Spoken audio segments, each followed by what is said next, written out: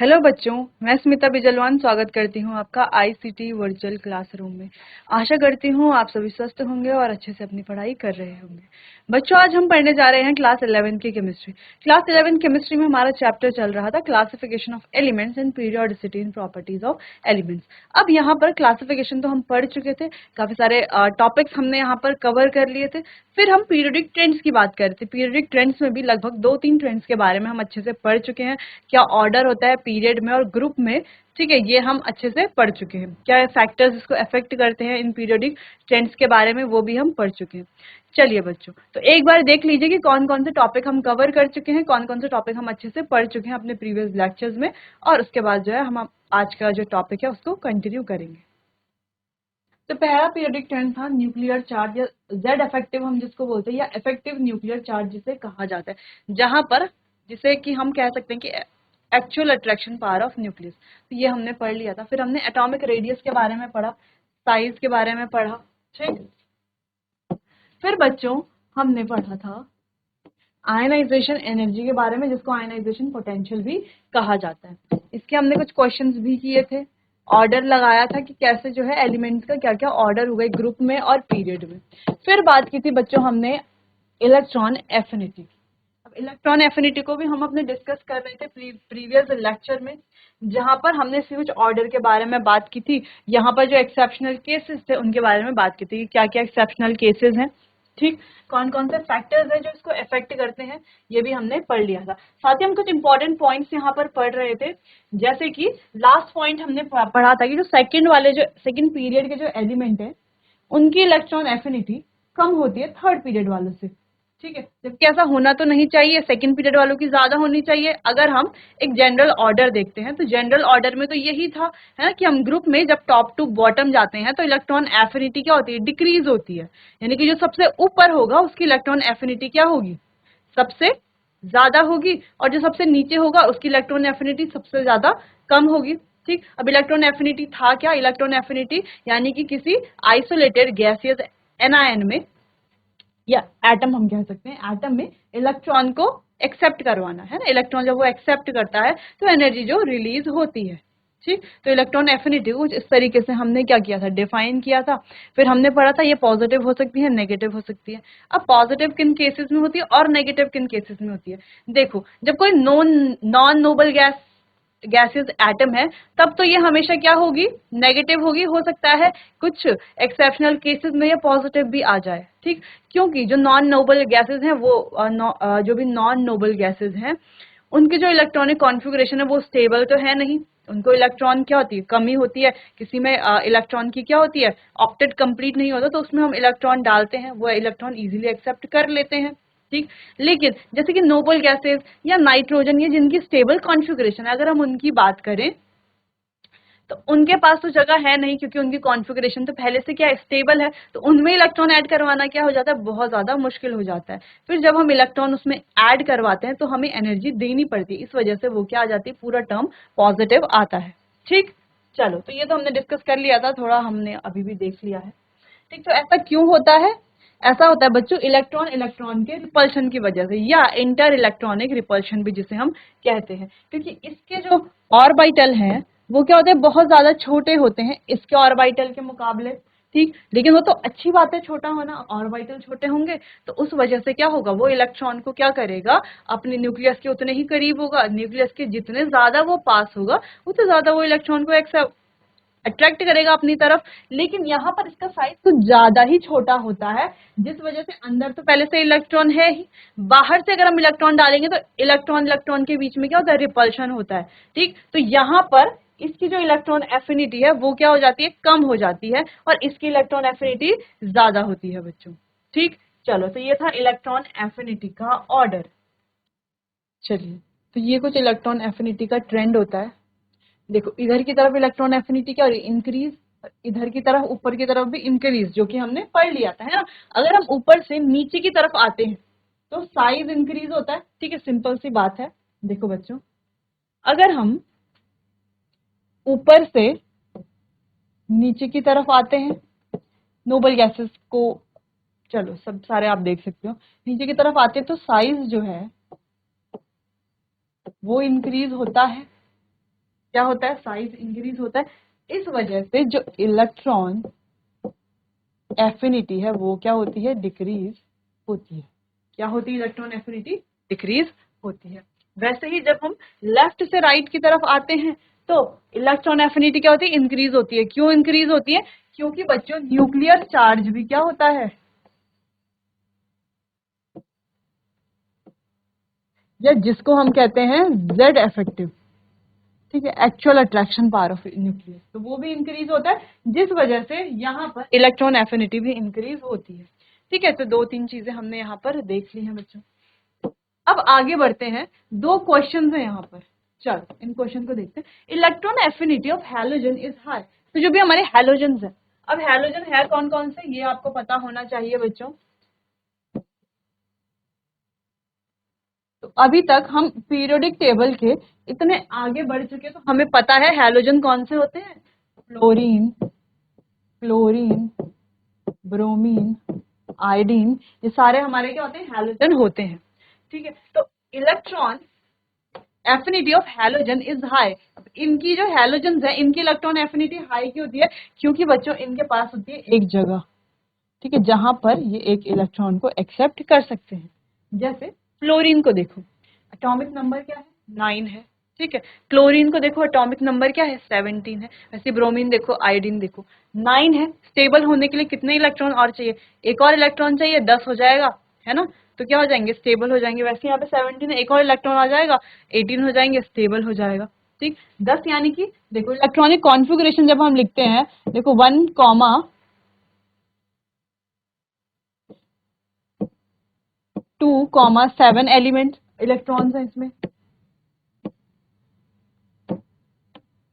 कैसे लिखते हैं हम, 2,7 यानी कि 9, 7, तो इसको क्या करना है, अपना ऑक्टेट कंप्लीट करना होता है, तभी तो स्टेबल होगा। जैसे नोबल गैसेस हैं, तो नियॉन को छोड़ करके, ठीक है, हीलियम को छोड़ करके जो भी हमारी नोबल गैसेस हैं वो क्यों स्टेबल है, क्योंकि उनका ऑक्टेट कंप्लीट है। तो यहाँ पर इसका ऑक्टेट देखो कितने इलेक्ट्रॉन है, 7 इलेक्ट्रॉन है। एक इलेक्ट्रॉन मिल जाएगा तो इसका ऑक्टेट कंप्लीट हो जाएगा, फिर क्या हो जाएगी, ये क्या बन जाएगी, ये नोबल गैस की कॉन्फ़िगरेशन अचीव कर लेगी।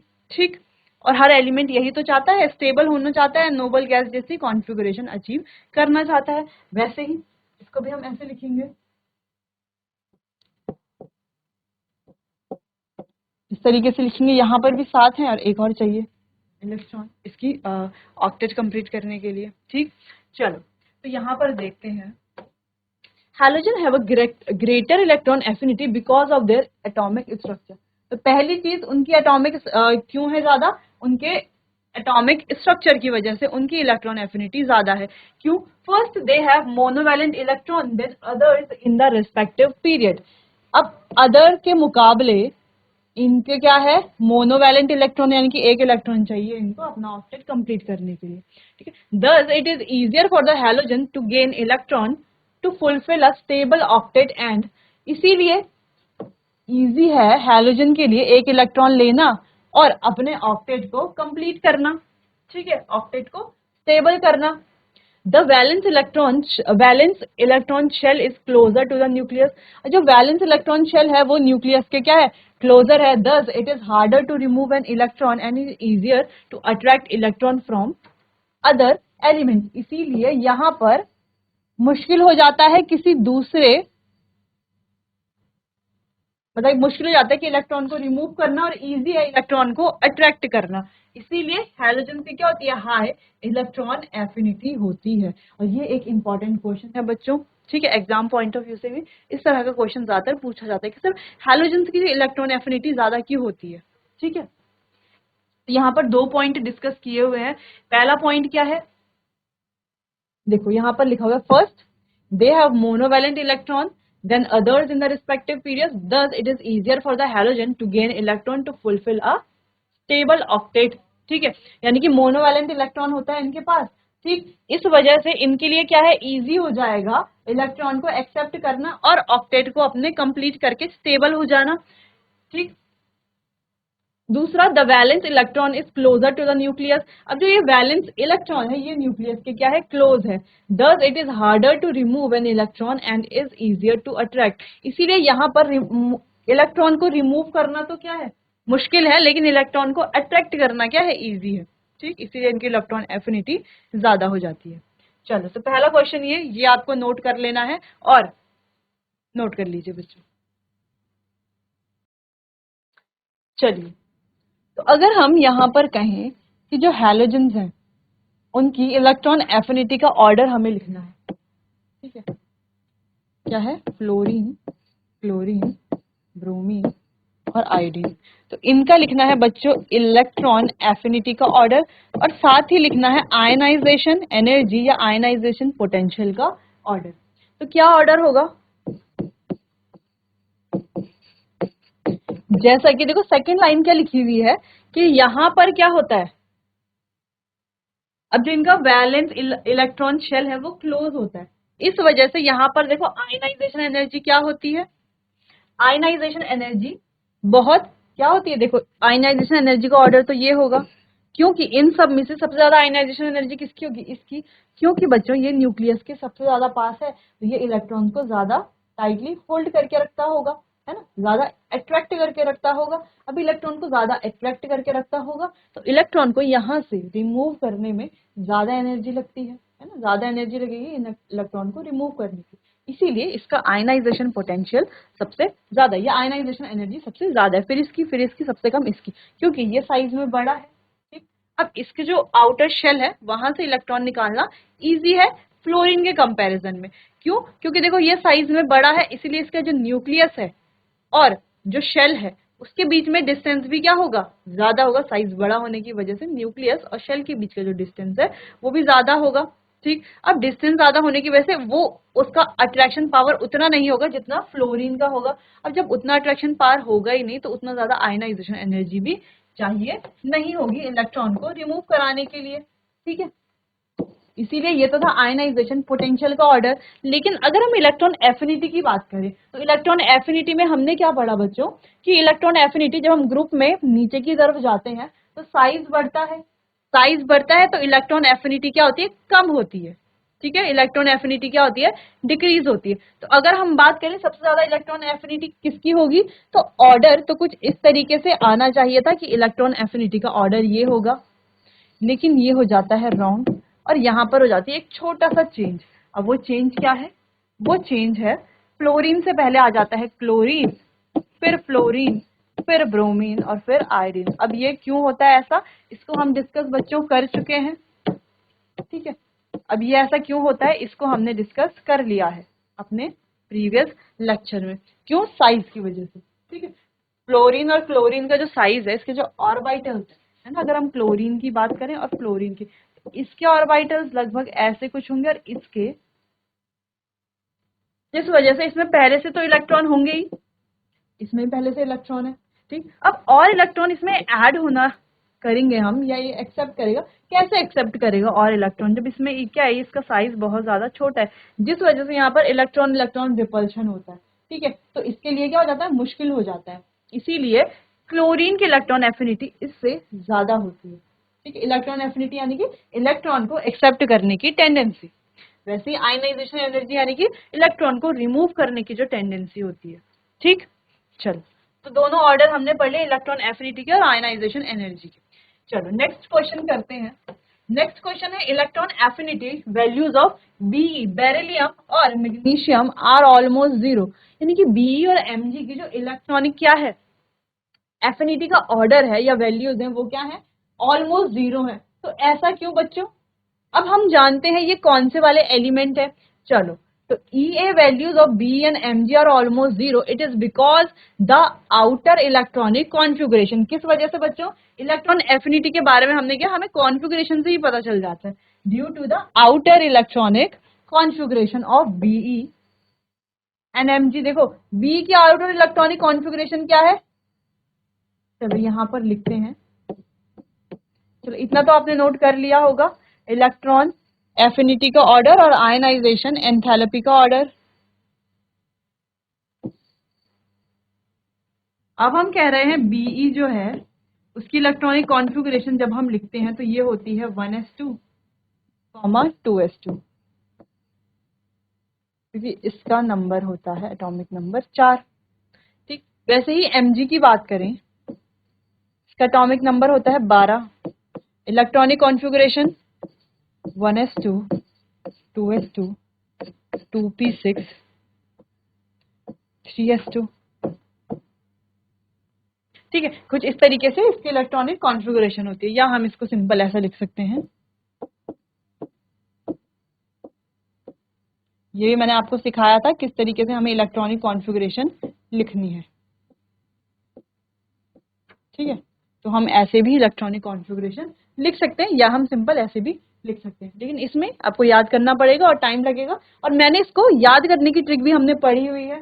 ठीक है, तो स्टार्टिंग में जब हमने चैप्टर स्टार्ट किया था तो इसकी पूरी ट्रिक पढ़ी थी, इलेक्ट्रॉनिक कॉन्फ़िगरेशन क्या है, कैसे कैसे करते हैं, कौन से उसमें इलेक्ट्रॉन पहले फिल होता है।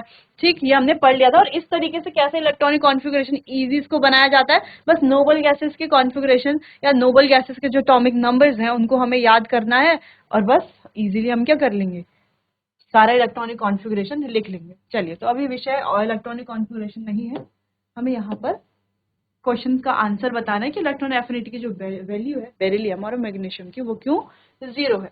अब देखो, इसके लास्ट शेल में एस में 2 इलेक्ट्रॉन आ सकते थे और 2 इलेक्ट्रॉन आ गए। इसके भी 2 इलेक्ट्रॉन आ सकते थे, 2 इलेक्ट्रॉन आ गए। आ गए, ठीक। अब इसके पास जगह नहीं, इलेक्ट्रॉन कहाँ आएगा, अगला इलेक्ट्रॉन है ना, स्पेस ही नहीं है, यहाँ पर भी नहीं है। ठीक है, here S subshell is completely field, यानी कि देखो एस सबशेल क्या है, कम्प्लीटली फिल है ना। एस में 2 इलेक्ट्रॉन आ सकते थे, यहाँ पर भी आ सकते थे, दोनों में 2-2 इलेक्ट्रॉन आ चुके हैं, फिल हो चुका है subshell. Is quiet and is quite stable, अब हम कह सकते हैं कि ये कुछ क्वाइट स्टेबल भी है। ठीक है, likewise the other electronic configuration of Mg is, और Mg की इलेक्ट्रॉनिक कॉन्फ़िगरेशन कुछ इस तरीके से जो हमने लिखी, here also the outer subshell is completely field. अब यहाँ पर भी जो आउटर सबशेल है वो भी कम्प्लीटली फिल्ड है और स्टेबल है। So in case of both magnesium and beryllium there is no addition of electron, अब यहाँ पर इलेक्ट्रॉन का कोई एडिशन नहीं हो सकता। So the electron affinity of beryllium and magnesium are almost 0, इसीलिए इनकी जो इलेक्ट्रॉनिक एफिनिटी है वो ऑलमोस्ट क्या होती है, 0 होती है। तो द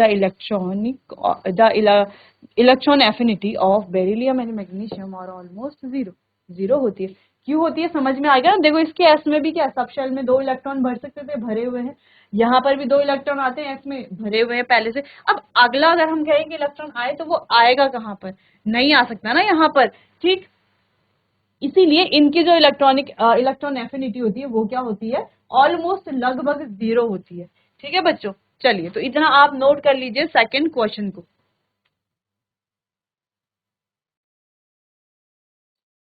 चलिए बच्चों, तो हमने इलेक्ट्रॉन एफिनिटी के लगभग सारे टॉपिक्स कंप्लीट कर लिए हैं। क्या फैक्टर्स अफेक्ट करते हैं इलेक्ट्रॉन एफिनिटी, क्या होती है, ग्रुप में क्या ट्रेंड होता है, पीरियड में क्या ट्रेंड होता है, एक्सेप्शनल केसेस क्या क्या होते हैं वो भी डिस्कस कर लिए, और कुछ क्वेश्चंस भी हमने उसके कर लिए हैं।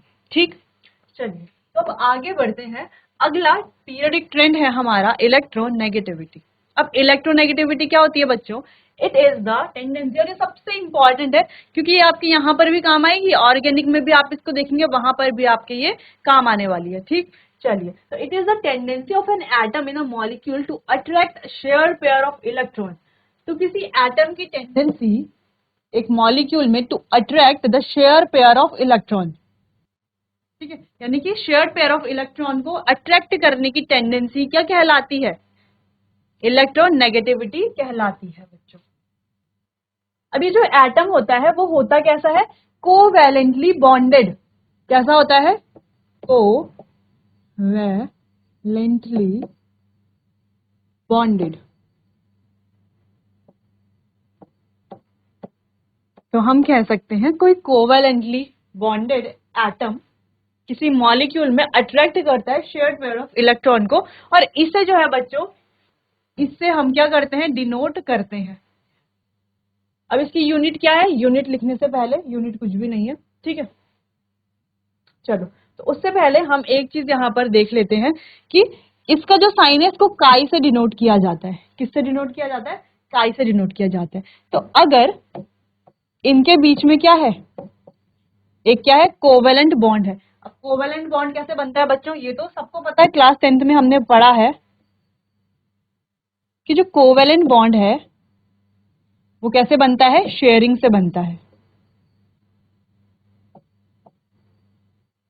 कैसे बनता है, इलेक्ट्रॉन की शेयरिंग से बनता है। ठीक, तो इसीलिए कहा गया यहाँ पे कोवेलेंटली बॉन्डेड एटम। ठीक है, जो इलेक्ट्रॉन की शेयरिंग से बना हो, शेयरिंग से बना होगा यानी कि एक इलेक्ट्रॉन इसका होगा यहाँ पर और एक इलेक्ट्रॉन इसका होगा यहाँ पर, होगा। ठीक है, एक इलेक्ट्रॉन इसका, अगर ये ए है और ये बी है तो एक इलेक्ट्रॉन ए का होगा और एक इलेक्ट्रॉन बी का होगा। तो ए की जो टेंडेंसी है इन दोनों इलेक्ट्रॉन को अपनी तरफ खींचने की, ठीक है, शेयर्ड पेयर ऑफ इलेक्ट्रॉन को अपनी तरफ क्या करने की, अट्रैक्ट करने की, वो क्या होगी हमारी ए की इलेक्ट्रोनेगेटिविटी। देखो हम कह रहे हैं ए और बी के बीच में एक कोवेलेंट बॉन्ड है। कैसे बना होगा, जब इसने अपना एक इलेक्ट्रॉन और इसने अपना एक इलेक्ट्रॉन क्या किया होगा, आपस में शेयर किया होगा, इस वजह से इनके बीच में कोवेलेंट बॉन्ड बना। ठीक, अब हम कह रहे हैं इस ए की टेंडेंसी इन दोनों शेयर्ड पेयर ऑफ इलेक्ट्रॉन को अपनी तरफ अट्रैक्ट करने की जो होगी उसे कहा जाएगा इलेक्ट्रोनेगेटिविटी ऑफ ए। ठीक, वैसे ही बी की टेंडेंसी इस शेयर्ड पेयर ऑफ इलेक्ट्रॉन को अपनी तरफ खींचने को कहा जाएगा इसकी इलेक्ट्रोनेगेटिविटी। इसे रिप्रेजेंट किया जाता है काय से। ये जो सिंबल है बच्चों एक्स जैसा ही होता है, इसे क्या कहा जाता है, काय कहा जाता है। ठीक, काय कहा जाता है। नेक्स्ट चीज है the most electronegative element in the periodic table. अच्छा, पूरी पीरियोडिक टेबल में जो सबसे ज्यादा इलेक्ट्रोनेगेटिव एलिमेंट है वो है फ्लोरीन, इसकी इलेक्ट्रोनेगेटिविटी है 4। एंड द लीस्ट इलेक्ट्रोनेगेटिव, और सबसे कम इलेक्ट्रोनेगेटिव है सीजियम, उसकी इलेक्ट्रोनेगेटिविटी है 0.7। And inert guys have 0 electron negativity value. और जो बच्चों इनर्ट गैसेस होती हैं उनकी जो इलेक्ट्रोनेगेटिविटी की वैल्यू है वो क्या होती है, 0 होती है। क्या होती है, 0 होती है। तो यहाँ से 3 पॉइंट हमने पढ़े, 3 इंपॉर्टेंट पॉइंट कि सबसे ज्यादा इलेक्ट्रोनेगेटिविटी किसकी होती है पूरी पीरियोडिक टेबल में, फ्लोरीन की, सबसे कम सीजियम की, और 0 किसकी होती है, जो हमारे इनर्ट गैसेस होती है उनकी होती है 0 इलेक्ट्रोनेगेटिविटी। ठीक, तो 3 इंपॉर्टेंट पॉइंट यहाँ पर हमने पढ़ लिए हैं, इनको नोट कीजिए। अब इलेक्ट्रोनेगेटिविटी का क्या वेरिएशन होता है एक पीरियड में, और दूसरा है ग्रुप में। ठीक है, पीरियड में और ग्रुप में क्या वेरिएशन होता है वो हम पढ़ेंगे। उससे पहले आप डेफिनेशन नोट कर लीजिए बच्चों, ये जो इंपॉर्टेंट पॉइंट हमने लिखा इसको नोट कर लीजिए। ठीक है, तो इसकी कोई यूनिट नहीं होती, नो यूनिट, क्योंकि ये तो टेंडेंसी है ना इलेक्ट्रॉन को अट्रैक्ट करने की। ठीक, तो इसकी कोई यूनिट नहीं होती।